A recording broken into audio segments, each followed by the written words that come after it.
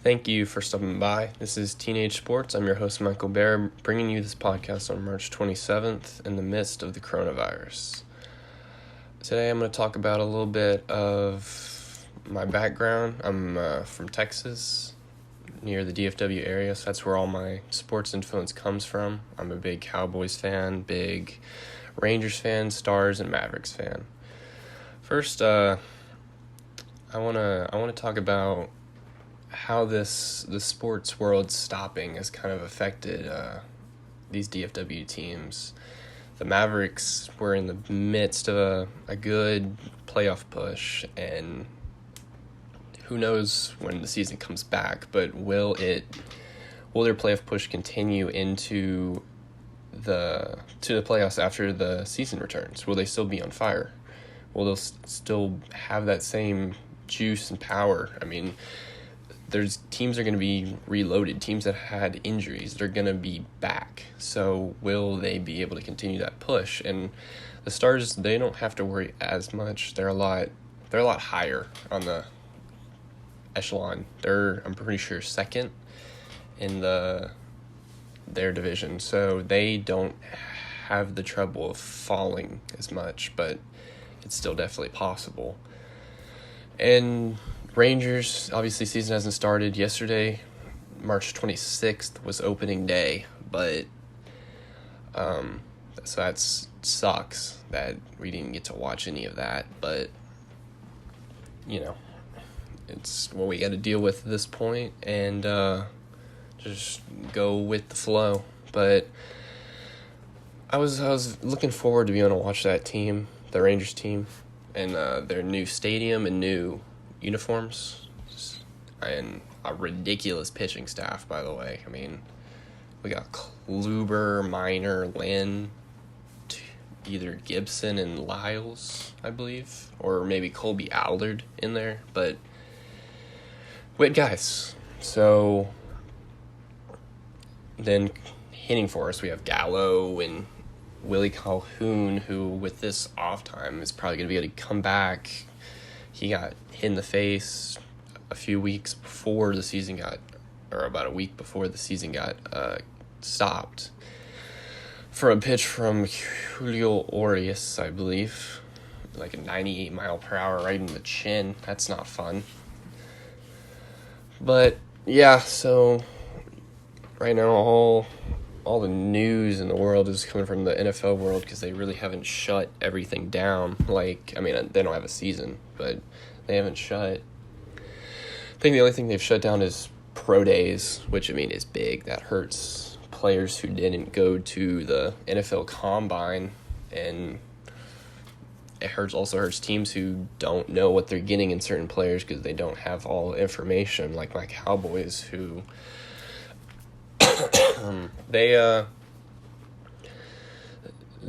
have a lot of glaring needs after losing their number one corner Byron Jones and number one pass rusher Robert Quinn to the two biggest deals in free agency. By the way, the Bears took in Robert Quinn, and the Dolphins took in Byron Jones with the two biggest deals. So I understand why the Cowboys weren't interested in paying that, but it's going to be interesting how they are able to replace that.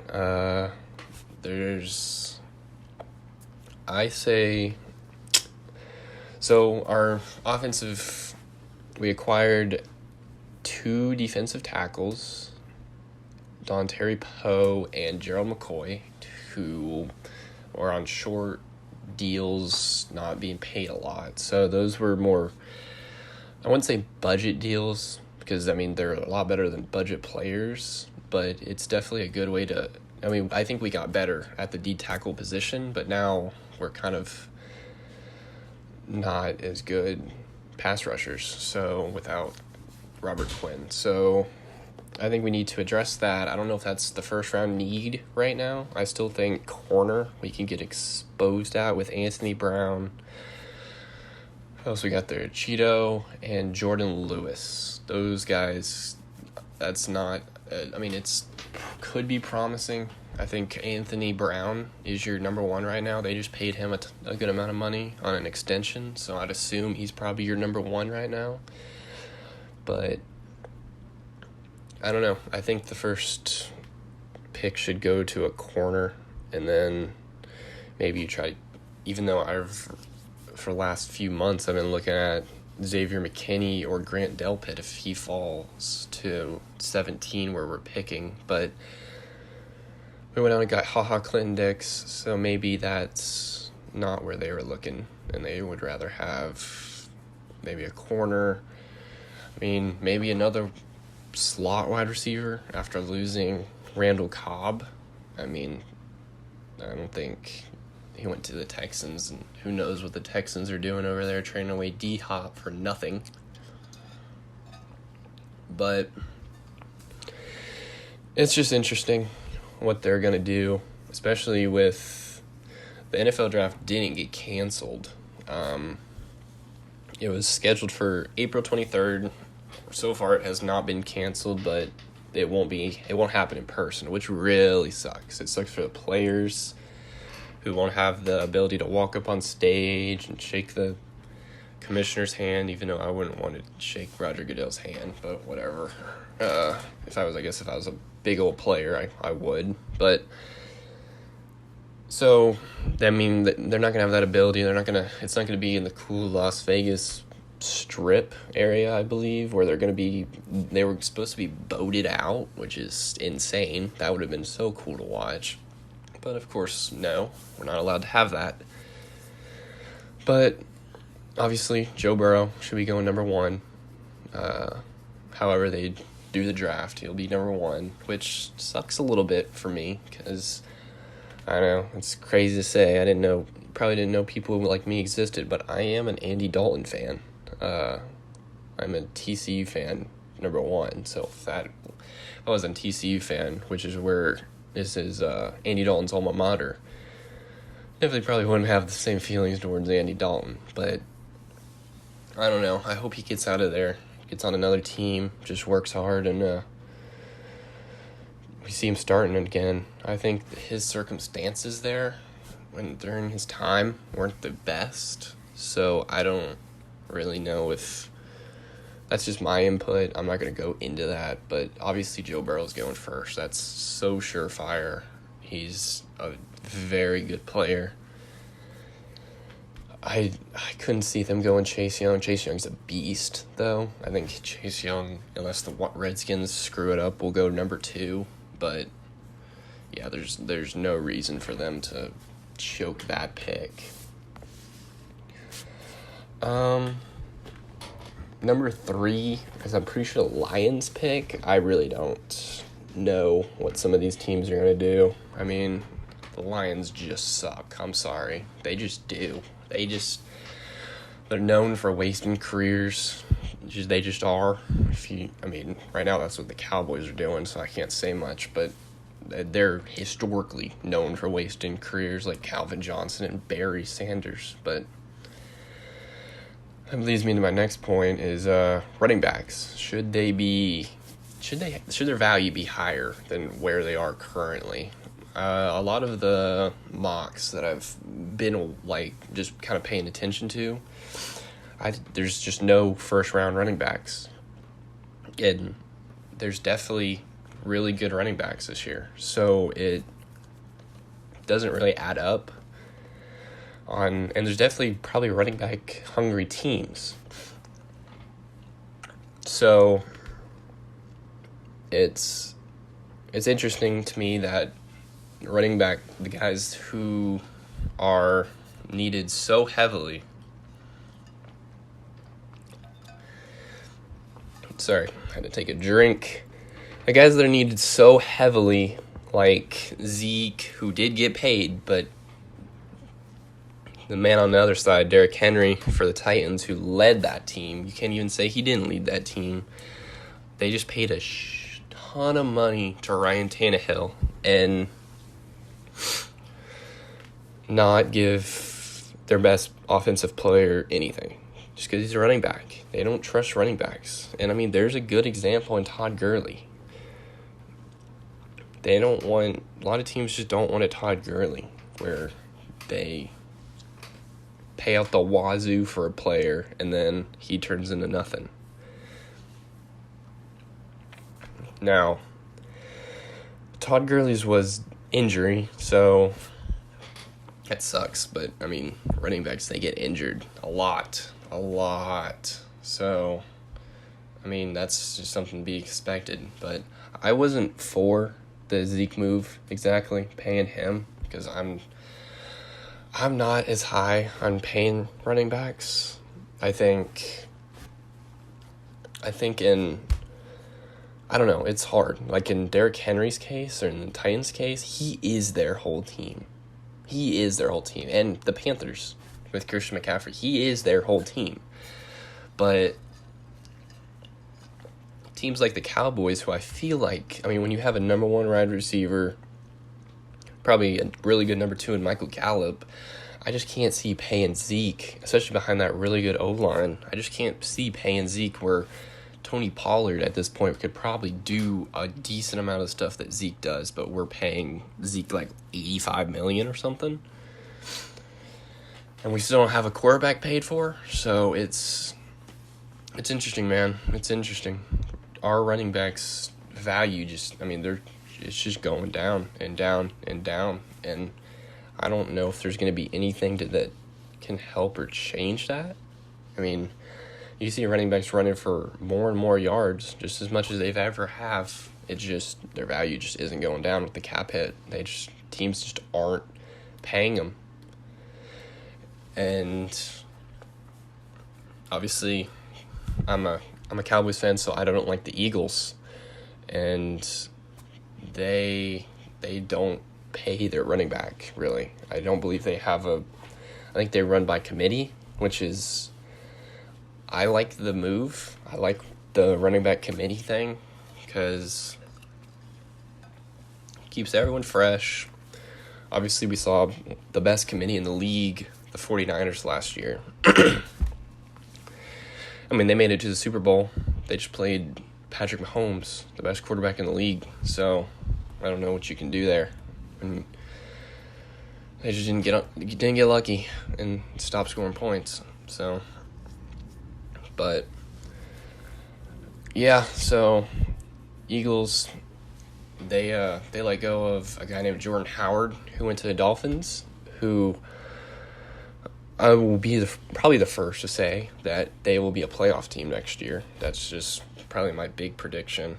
That team they've spent the most in free agency. I'm probably not the first to say this, but they've spent the most in free agency. They have the 5th pick, and I think another first rounder, if I'm not mistaken, which is super exciting for Dolphins fans who haven't had much to cheer for. Didn't look like they had much to cheer for. But I like that head coach of theirs. So, he's a Patriots guy. But, yeah, so I think Dolphins are a playoff team. I think that division is going to be looking very interesting with, I'm scratching on their teams. They got the Patriots, they have the Bills, and I really don't care about the other team. It's the Bengals. So, right? That's going to be awkward if that's not right. I'm pretty sure that's right. So I think the Patriots are taking a step back. I mean, they lost their best player in franchise history, Tom Brady. They didn't really come up with a replacement. They lost their defensive, probably captain, or Kyle Van Noy, to the Dolphins. They also lost Jamie Collins. I mean, they lost more than they gained, and it's not even close. Now, you can't completely throw the Patriots out. I mean, it's the Patriots. They could probably win with a man from Walmart as quarterback, and he'll throw for 35 touchdowns and 3 picks. But that's an exaggeration, obviously. But that team, you can never count him out. And obviously the Bills got better this offseason, getting Stephon Diggs from the Vikings on a pretty massive trade. Sent like first-round picks and a second-round pick, I believe. But I'm going to be probably one of the first to say it that I don't think the Bills are going to make it as far. I think they had a very easy schedule last year, and I'm not a big Josh Allen fan, and I don't think they have enough on that defense. I think that offense is just not the greatest, and I think they're going to kind of be like last year's Rams, where they make the playoffs, even though the Rams made it farther 2 years ago. But the Bills, I think they're going to be like the last year's Rams, struggle a bit. Maybe O-line will struggle a bit. I'm not a big Josh Allen fan. And now they have the Dolphins that they have to play 2 times a year, and the Patriots they have to play 2 times a year. That's 4 games. Now, obviously I said the Patriots weren't going to be as high, but it's still the Patriots, man. I'm not going to count them out. And maybe even the Bengals. Maybe they can squeeze away wins too with Joe Burrow. If he looks good and they do really good drafting, they're able to protect him on the O-line. Sorry for my chair. It's a little squeaky. But, yeah. So, I'm a big fan of the Dolphins. I like their playoff hopes, but let's talk about Brady leaving the Patriots. I mean, we're already talking about the Patriots. Going to the Buccaneers, that's interesting. That is an interesting move by Brady. He wanted targets to throw to. He's got them now. He's got some of the best I'd like to say the 2 best, 2 top 10 wide receivers in Chris Godwin and Mike Evans.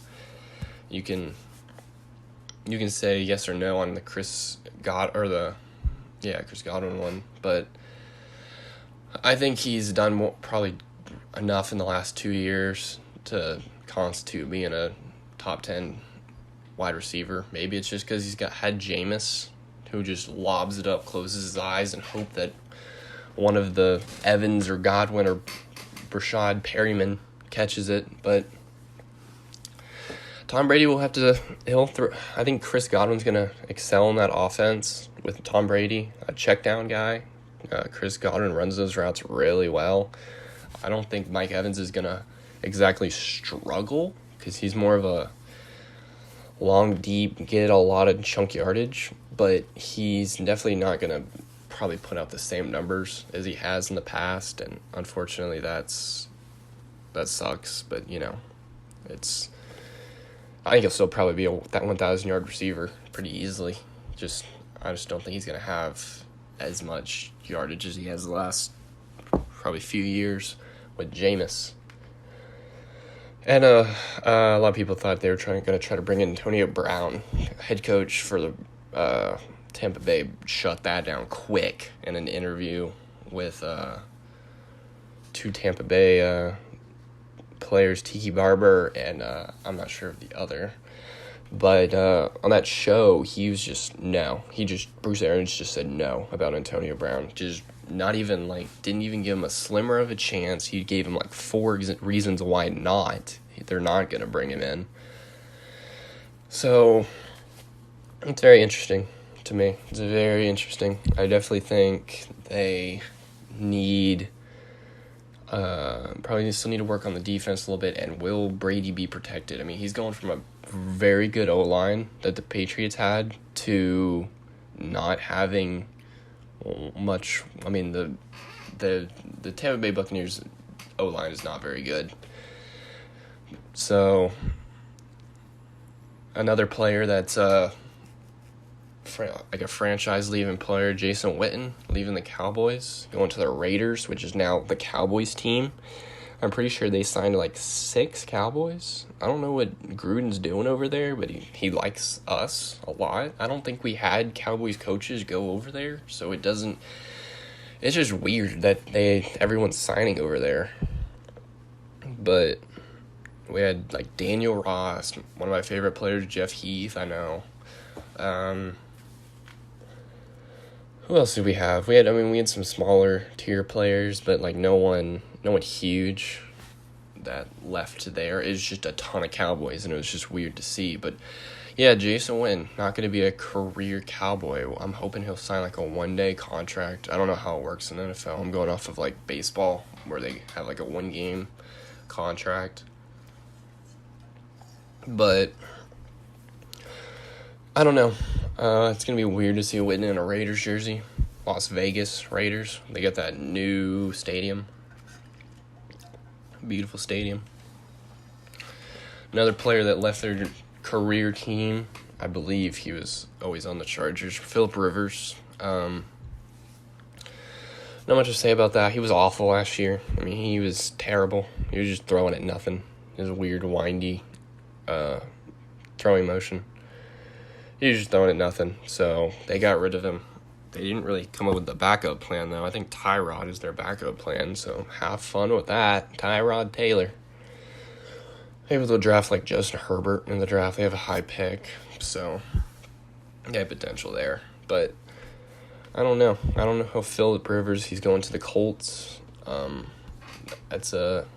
That team could be good with a good quarterback. So if he can find, like, a few years ago, Phillip Rivers, be throwing to T.Y. Hilton and whoever the heck else they got. They got 2 running backs, a really good O-line, pretty good defense. I don't know. It could be a sneaky playoff team.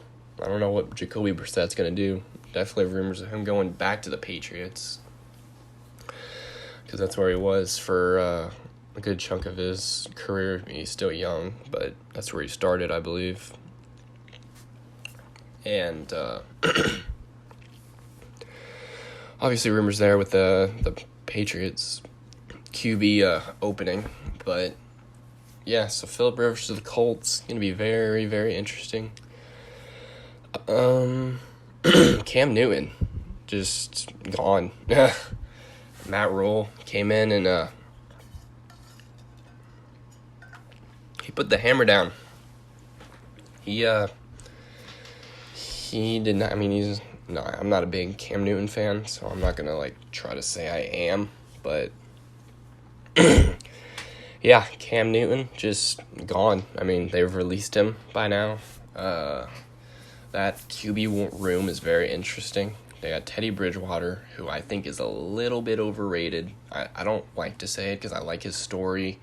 He seems like a good guy, but I mean, the 5 games we saw of him last year were when they were all short passes, nothing deep. That's a very good Saints offense that he was working with, and the first game that he did get put in, he got lit up. I mean, he got put in mid-game against the Rams, but still, I don't know. I think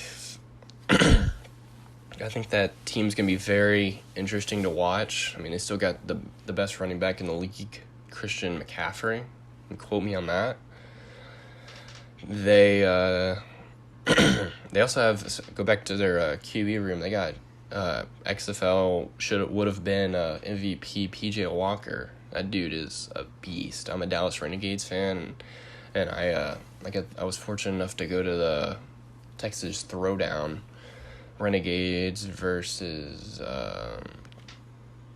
what is their team name? I don't know. The Houston team that PJ Walker played on, and they beat us, but PJ Walker wasn't very good, but when he's dialed in, he's really good. He was a undrafted free agent out of Temple, where in 2017, where Matt Rule was the head coach, the team that he's now on. So there you go. But yeah, so the Carolina Panthers are going to be a very interesting team to watch. I don't know where Cam's going to go. Obviously, team's interest in Cam is not very high. I mean, the Bears went out and traded for Nick Foles over waiting for one of these quarterbacks to just fall into their hands like Jameis and Cam. Or to draft one if they really, I guess they don't want to spend a pick when I still got Mitchell, who I don't think is very good at all. I don't think many people think is very good at all, but it's what they're going to try to work with, so good for them, I guess. But Cam, that division is going to be ridiculous, by the way. That's probably the league's best division. It's going to have Carolina, who I think could be a sneaky team, take a few wins away. Buccaneers, Saints, and Falcons. Falcons, who had proved a ton this offseason. They went out, they got some defensive pieces. Obviously, the Tampa Bay improved, and I don't think the Saints really have done much except for bringing in another wide receiver, Emmanuel Sanders, who it's a very good pickup for Drew Brees. He always could use more people to throw to, just makes their offense even more diverse.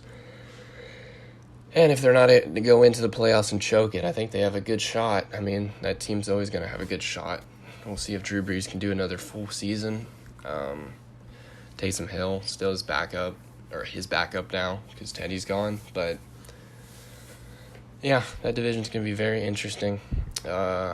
Obviously, the Cowboys division's going to be very interesting. You got the Eagles at the top with the Cowboys. I mean, this division didn't get much worse. I mean, Giants got a lot better. They brought in James Bradbury, I believe is the name, cornerback. They brought in a lot of stuff. The Redskins got a whole new head coach, a very respected Ron Rivera, who I like, and I did have him up there for Cowboys replacement coach that I would have liked. And the Cowboys do have a replacement coach, and that's going to affect all the teams that aren't going to have OTAs and any practice, like before practice, where they can meet with their new players and learn what you're going to try to do going into the season. So teams that haven't changed as much and head coach hasn't changed probably definitely have an advantage going into this next season due to all the coronavirus closing everything and not allowing people to do anything. But yeah, our division's going to be interesting. Cowboys are going to be pushing the Eagles at the top. I definitely have a hot take here. My top 3 quarterbacks. No, not Dak. Dak Prescott's not going to be in it, obviously. I think Dak's probably closer to like 13, probably for me. But here goes my top 3 quarterbacks. Number 1, Mahomes. If you dispute that, I think you are ridiculous. That dude he does so much. Yes, he's on a good team with good skill position players. He is ridiculous.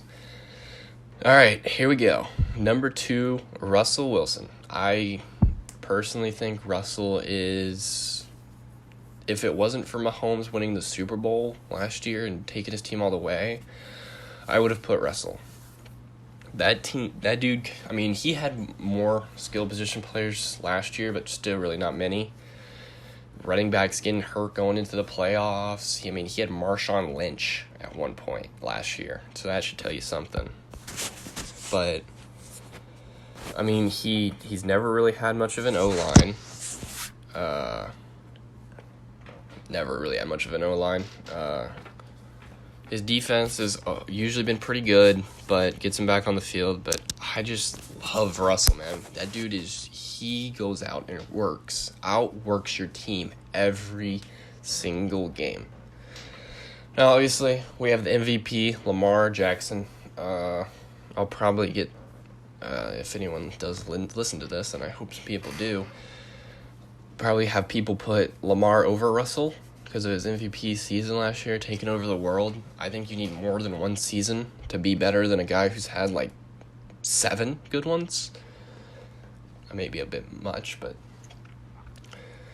I don't know. I just don't know how I feel about Lamar, because if his legs go for some reason, like he isn't able to do all that stuff, knee issues or something, he is not a good enough thrower. I'm sorry, he's just not a good enough thrower to outlast what his legs can do for him. I mean, the reason that he's able to throw, or what looks to be really good, is because everyone's pressing the box and everyone's trying to get to him before he can get rid of the ball. He's throwing to open people.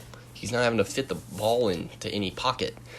And obviously, I'm not trying to go off the skills position, but he got the skills contest in the Pro Bowl, which he competed in. Man got like 4 points throwing the football, throwing it at targets. I'm not gonna try to say I could have hit him, but that's your position, buddy. You gotta be able to hit those targets. And I just don't see if there's one or two injuries that don't allow him, like Cam Newton, a good example. Obviously, Cam Newton wasn't even as close to as shifty as him, but I think Cam Newton was a better passer than Lamar is currently.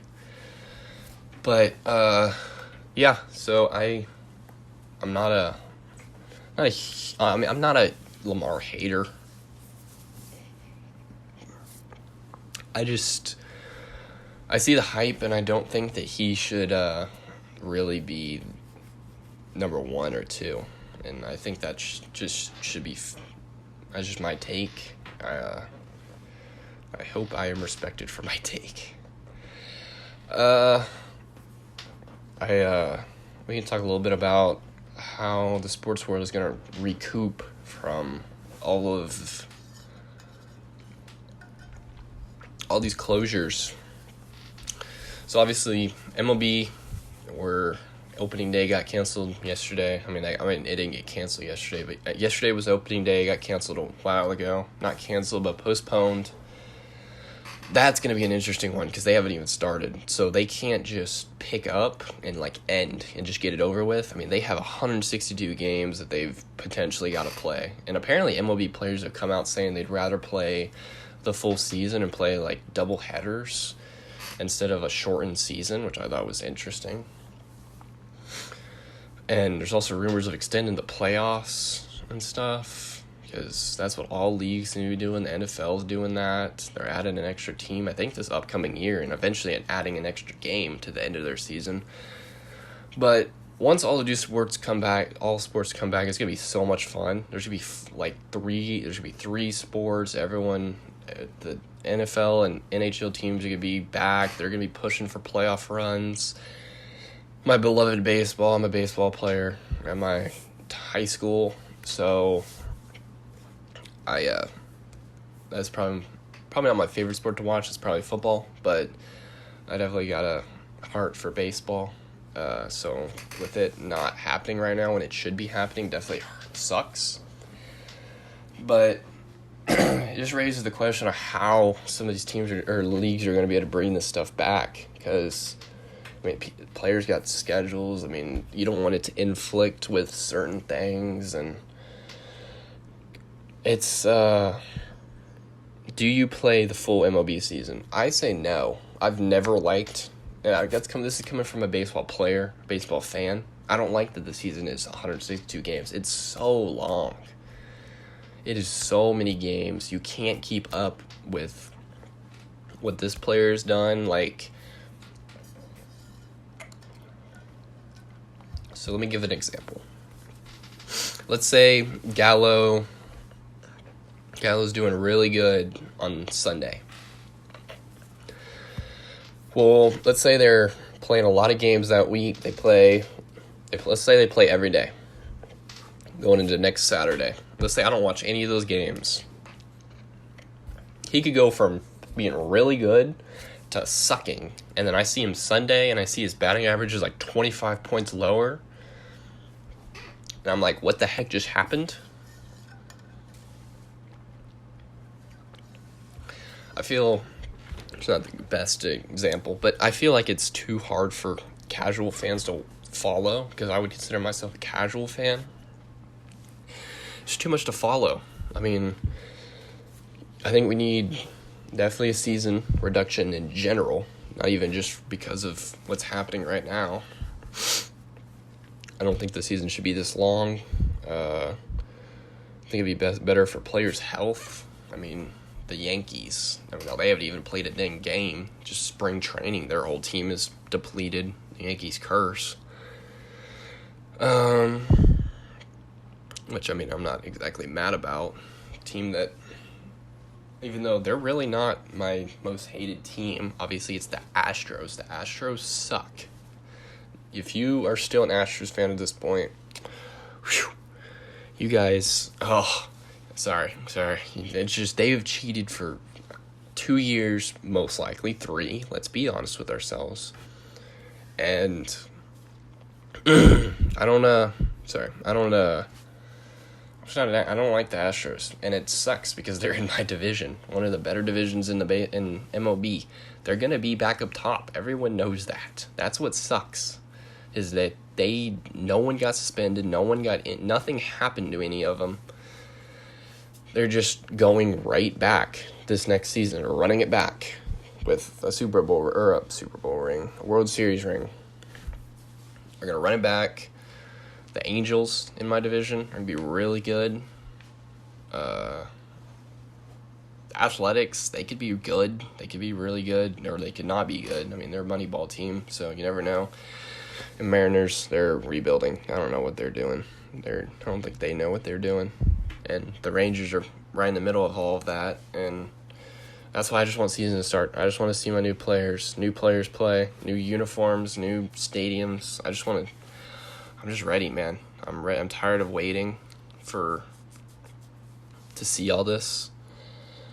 It sucks. I mean, I want to see Mavericks playoffs. I want to see Stars playoffs. We were so close last year. Stars were. I just want to see our teams get pushed in. I think the Mavericks and Stars should make the playoffs. Cowboys, I don't know. I mean, matters how good the Eagles are. If they just fall apart and Carson Wentz's glass self falls apart, and then I think we'll definitely be fine to make the playoffs. And that just leaves the Rangers, who I don't think have it this year, just because of how good their division is, and I just don't think they're ready yet. The offense is definitely not ready yet to me, and the bullpen is not ready yet. And who knows, maybe the starters won't be as good as everyone's projecting. But I think that's all I got to talk about today. I want to thank anyone who gave my podcast a click. I will probably try to get another one up tomorrow. I'll probably sound better. My voice is like cracking in and out. That's what happens when you're a teenager. You can't talk, even though, But I'll probably try to get one of my friends on here tomorrow to just shoot things back and forth at each other.